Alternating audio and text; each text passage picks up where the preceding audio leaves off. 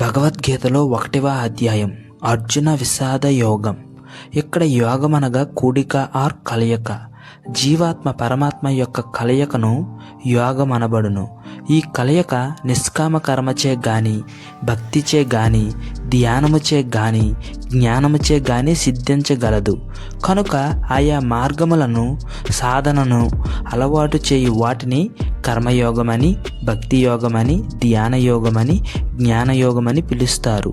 ఇక్కడ అర్జున విషాద యోగము అని పిలిచారు. విషాదము కూడా ఒక యోగమా అంటే కాదు. విషాదము అంటే దుఃఖం. దుఃఖం యోగం ఎలా అవుతుంది? ప్రాపంచిక వస్తువుల కొరకు దుఃఖించడం యోగం అవుతుందా అంటే కాదు. కానీ దైవము కొరకు, ధర్మము కొరకు దుఃఖించడం యోగం అవుతుంది. ఇక్కడ అర్జునుడు ప్రాపంచిక సుఖాలను వదులుకొని ధర్మము కొరకై తీవ్రంగా పరితపించారు. అందువలన ఈ అధ్యాయమును అర్జున విషాద యోగము అని పిలుస్తారు. Hello, this is Harry butter speaking.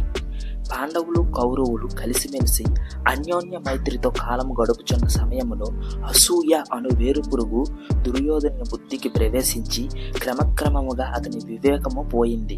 దీనివలన అతడు శకుని ఇంకా చాలామంది సహాయంతో అధర్మ మార్గములో పాండవులను జోదమున ఓడించి వారి రాజ్యమును తీసుకుని 12 సంవత్సరాలు వనవాసముకు 1 సంవత్సరం అజ్ఞాతవాసము వారిచే చేయించి ఇంకా వారి రాజ్యమును వారికి ఇవ్వక నానా బాధలు పెట్టి అర్ధరాజ్యము కాదు, 5 గ్రామాలు కాదు, సూది మోపనంత స్థలమైన పాండవులకు ఇయ్యను అని దుర్యోధనుడు చెప్పాడు. చివరికి శ్రీకృష్ణ రాయబారము నడిచెను, కానీ ప్రయోజనము లేదు. పాండవులు కనీసపు కోర్కెలు కూడా దుర్యోధనుడు తిరస్కరించాడు. సో ఇక గత్యంతరం లేక పాండవులు ధర్మయుద్ధానికి దిగవలసి వచ్చింది. ధర్మక్షేత్రముగు కురుక్షేత్రమున పాండవ కౌరవ సేనాదులు నిలబడెను. ఇక శంఖాలు ఊదారు, బాణాలు ఎక్కుపెట్టారు. అర్జునుడు శ్రీకృష్ణ పరమాత్మతో రథముని 2 సేనాల మధ్యకు తీసుకువెళ్ళమని చెప్పాడు. ఎదురు సైన్యములో అన్నలు, తమ్ములు, బావలు, బావమరుదులు, తండ్రులు, తాతలు, గురువులు మొదలగు వారిని చూసి వీళ్లతో యుద్ధం చేసి వాళ్ళని సంహరించి రాజ్యం పరిపాలించాలా?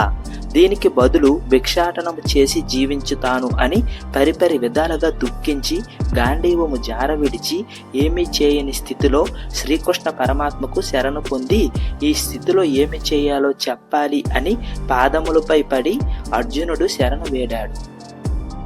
శిష్యస్తేహం సాధిమాం త్వాం ప్రసన్నం.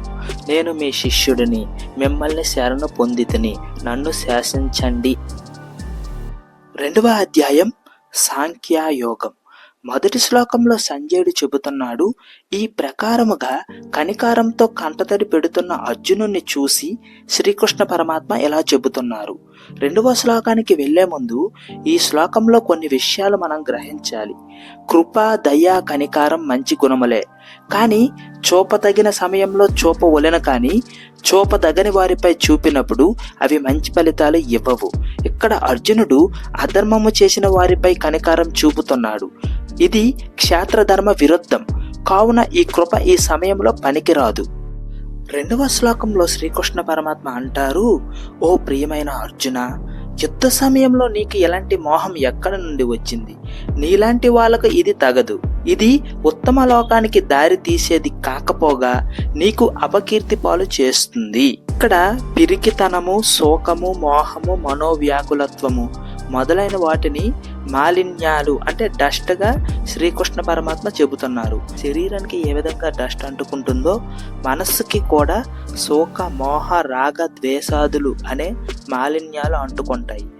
దేహంపై మురికిని సబ్బు, సున్నిపిండి ఇంకా ఎక్సెట్రా వాటితో తొలగించినట్లు ఇక్కడ మనస్సుకి కూడా అలాగే మాలిన్యంని తొలగించాలి. ఎలా మనస్సుకి మాలిన్యం తొలగించాలి అంటే జ్ఞానబోధ అవసరం. ఇక్కడ శ్రీకృష్ణ పరమాత్మ అర్జునుడికి జ్ఞానబోధ చేస్తున్నారు. ఇక్కడ నుండి అసలైన భగవద్గీత స్టార్ట్ అవుతుంది.